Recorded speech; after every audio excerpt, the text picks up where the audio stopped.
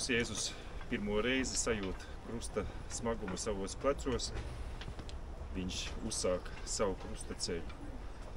Vakar mēs bijām pie krusta figūras, no kuras brīnumaini tek mieres, redzējām to, ka šis Kristus, augšām cēlies Kristus, kurš vēl joprojām ir izstiepis savas rokas krusta formā, ir piecēlies no kapa, kas ir tieši viņa ķermeņa un viņa izstiepto roku formā. Tas nozīmē, ka viņa krusts, viņa ķermeņa aprises pilnībā saskan ar tām pēdām, kuras ir atstājis zemē. Krusta aprises un viņa ķermeņa aprises. Tas man lika pārdomāt to, ka mūsu krusti, tas, kas mums ir uzkrauts plecos, ka tas pilnībā saskan ar to, kas mēs esam. Ar mūsu ceļu. Dažreiz, nē, patiesībā vienmēr. Krusts mums liekas kā svešķermenis. Mūsu pirmā reakcija uz krustu ir tāda, ka tas ir kaut kas, kam nevajadzētu būt.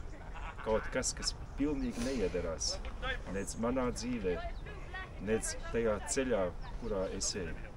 Ka tas ir kaut kas svešs. No vienas puses tas ir kaut kas svešs. Tas ir kaut kas tāds, kas ir pretrunā ar to manu aicinājumu, ar manu labsajūtu, ar manu aicinājumu būt laimīgam. Bet šajā pasaulē mēs redzam, ka, lai būtu laimīgs, lai būtu patiesi laimīgs, lai būtu mūžīgi laimīgs, jāiet tajā skolā, kuru mums ir parādījis Kristus. Ka krusts patiesībā ir zāles, krusts ir dziedināšana, krusts atbrīvo mūs no liekas, no nevajadzīgas pieķeršanās. Krusts dziedina mūs no mūsu šauras sirdības. Krusts liek mums iziet ārā no mums pašiem. Krusts liek mums pacelties pāri mums pašiem.